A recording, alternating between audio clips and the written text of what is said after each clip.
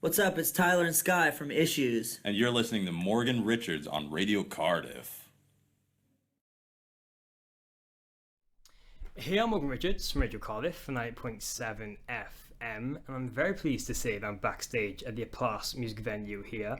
I'm joined by a band who are full of diamond dreams like the realest hooligans. It's of course those kings of Amarillo. It's the wonderful Tyler and Sky of Issues. How you going? What's up? That was a nice puns. Yeah, I liked all that. That was great. That was good stuff. I'm glad you guys enjoyed it. Yeah. So how's things? It's good, man. The weather's really good in the UK this time. So last few times we've been here, it's rained us out the whole time. It's really gloomy, but the sun's been shining. The record's out. This is our first tour since the record came out, so really blessed, man. It feels really good out here. They're playing a lot of new songs on this tour. So we had a ton of rehearsals before this, and yeah, we're just super stoked to like one of our songs, "Slow Me Down" at the very end. It's super epic. It's definitely a live song. We've been sitting with it just in the studio forever. So these songs are going to take a new life live, I'm sure, and it's exciting to see where they go and how they feel. So guys, after basically working extremely hard behind the scenes over the last 2 years, you've now finally released your second studio album, Headspace, on Rise Records.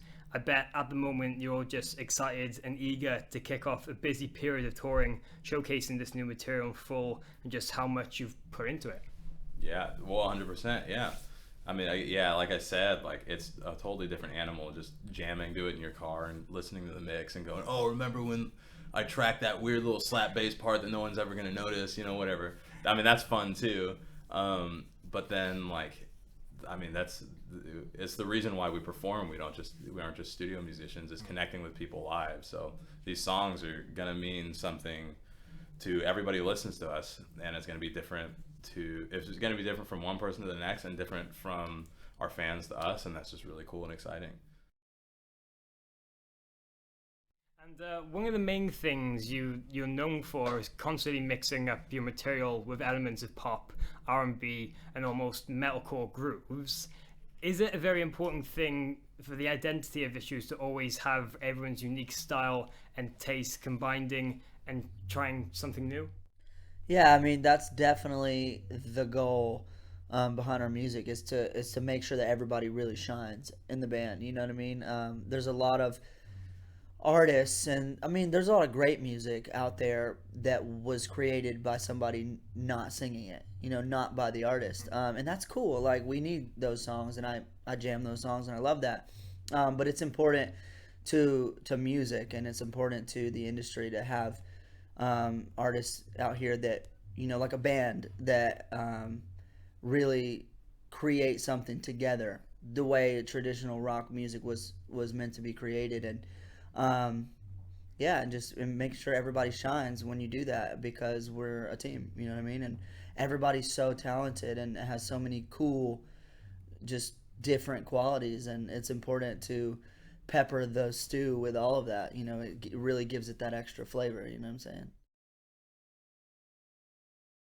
And there's definitely a lot of evolution on Headspace, with Michael taking on a lot of clean vocals and screams, as well as progressing through the music together. In the writing process, did you self-consciously just want to push the boundaries with this material and not stick to what you've done before in the past? It's subconscious and conscious, kind of. I don't think, just because we're so passionate about the music that we're making, I don't think we could ever come out with the same album twice. Purely just because we'll be listening to different stuff, we'll be geeking out on different stuff, and we'll be wanting to try new things. We've already toured on the same songs for 2 years. Why would we want to tour on 15 more of the same style? And one of the things I do, because it just comes down to like stupid little ideas you get like while you're on a plane or in a car or something. Like I'm sitting there thinking, what if we had old school 80s style key change at the end of a song, like right before the last chorus, like Whitney Houston used to do, and I'll write it down on my little notepad, won't think anything of it, and then when we get into the studio, we're like, what weird stuff can we do? And especially if we're in a creative block or something, or looking for inspiration, I just look through my list, and there's all this stuff that I've been writing constantly, just ideas. that we haven't touched. And it's actually kind of comforting because I started doing that again immediately after the album came out, because it's like, shoot, what are we going to do now? And it's comforting knowing that like looking at the list and seeing, okay, there's a million places we can go even after this. Yeah, I think it's like, you know, at some point, you know that you've got to evolve, you know, from a market and business standpoint. Like, we want to do this for a long time because we have such great fans. We want to continue to make music for people. You know, we want to continue to do this. But as a career, the only way we can continue to do this as a passion is to have a, you know, a prosperous career out of it. Otherwise, like, we'd have to go back home and get normal jobs. But yeah, I think we just really pride ourselves in being different. It's great when your band is successful, is because you can do different things. You know, somebody's still gonna love you. You know, you're like, oh well, you know, these fans are really dedicated, so maybe we can just try some different shit, and somebody will still love it. But you know, it's good. Like, it feels good to know that people appreciate it and that they like it and respect it, because as an artist, like, we just love being different. We just want to be different. I mean, we just want to create different stuff and be intrigued by what we're doing and be able to, like, experiment. And because that's the only fun part in it, is just trying new shit and it being really cool. You know what I mean? And being able to have a platform where you can do that and people still appreciate it. You know, and it goes into fashion too. It's not just music, fashion, yeah, everything. And with all that, we've mentioned you took your time trying to get everything perfect and seem very proud of Headspace. But do you now feel that this is a body of work that shapes you into the band you've always wanted to be, or just the start of what Issues can produce now in the future? Probably a little bit of both, honestly. I mean, I definitely feel like our self-titled album, the one that came out before this, was us sort of throwing things at a wall to see what would stick. A little less so than our EP, even before that. And then I feel like Headspace is the beginning of a lot of things to come, and a lot of, like, experimentation and you know, figuring out what we want to sound like. But Headspace is the first album that we've come out with, first music that we've come out with that truly sounds like us, truly sounds like Issues. It sounds like, I mean, when I listened through the album, because I was there for all of it, so I hear a part and I go, oh, that's a Josh part, and then I hear a Tyler run, I'm like, oh, that's a Tyler run, I know exactly his inspiration for that run, or stuff like that. And I only really get that feeling for the first time on Headspace. Yeah, like, if you looked at our Spotify, no, if you looked at our Spotify playlist, you'd know, like, wow, like, I can definitely see that. You know what I mean? I totally get it now, because you got things like Chris Brown and Craig David and you got, like, you know, Brandy, and then you got things like Meshuggah and, you know, whatever, you like 1975 even, and just all over the place. But you really, when you hear that, you're like, oh wow, I totally get it, because you can totally hear those influences in the album together. So yeah, it's definitely like, you know, the EP was like us creating like an idea called Issues. Where is this gonna go? We got to get it out there just to see if it has any, you know, room to stand on its own at all. And then the self-titled album, we have a band now. We have a bass player, we have a drummer. You know, like, now what do? Let's write a record together. But it was almost just going off of it was just a little bit further than the EP, but it was almost just going off of what we kind of already established. Now, 2 years later, we've toured together. We know each other like the back of each other's hand. I mean, we really do know each other. But we know ourselves. So we found ourselves, and this record is not only just, like you said, an evolution, but also just a, you know, true reflection of everybody's, like, deeper identity. You know what I mean? And one thing you guys have always shown is a big love for us working with other artists and collaborating. This time having one of your favorite country vocalist, John Longstone, featuring. How did that really come about? You probably know more about that than I do. I wrote this song called Young and Dumb, and the idea was for it to be a country song, because we write a lot of pop songs and then we turn them into Issue songs. You know, we kind of like to write. You know, a lot of songwriters do that. They might write the music first and create a masterpiece, and then sometimes it feels like maybe the vocals can't live up to how great the music is, or the music's just too great on its own. So it's like it takes a lot of work to really make a great top line, but it's a lot easier when we write a great top line and then just add music to it. So this time, just because I'm from the South of, you know, in USA, and I really grew up on country music, I thought, let's just try this. Let's try a country song.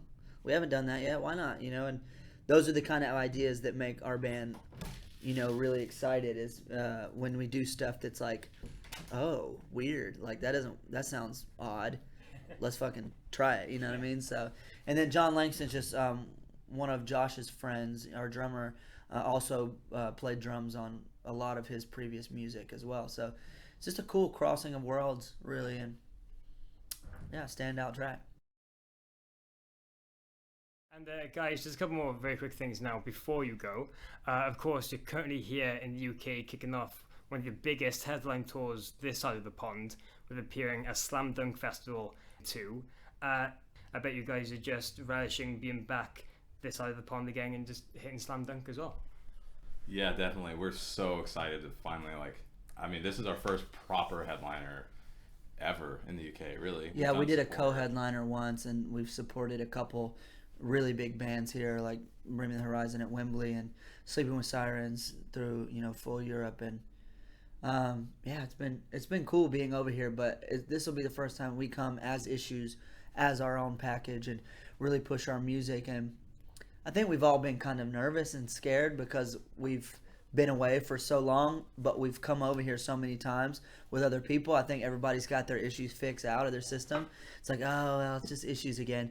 But then after we dropped the record, we saw a spike in you know, in ticket sales, and seeing a little bit more interest again, because it, you know, it truly is, like, UK is very adamant about just content and how, you know, great the music is, and so putting out new music really brought a new life. But we love the festivals here. I think festivals in UK and Europe are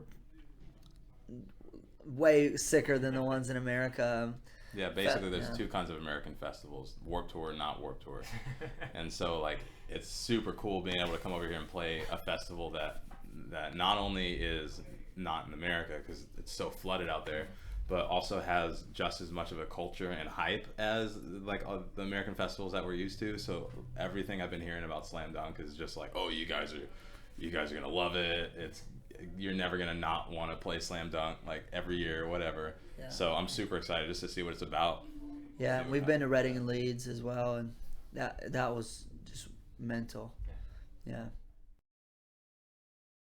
And with all that now, of course, you guys are going to be extremely busy for the near future, just touring and really promoting this new record. But what else can we really expect from Issues coming up? Well, we got a lot of music videos coming out. I think we've never really, well, I say we've never really had the budget, but I guess we could have shot more music videos for our last record if we wanted, but we just never had the time. We just toured nonstop off that record, but this time we've got a really great team behind us, a really great management, and really great A&Rs, and something we didn't have before, and now we've just got to that point. So I think with planning and budget and just proper timing and ideas, we're going to have a lot of really cool music videos. And I felt like even if we put a music video out for some of those songs on the last record later down the line, people are like, oh, I've heard it already, it's been out, so whatever.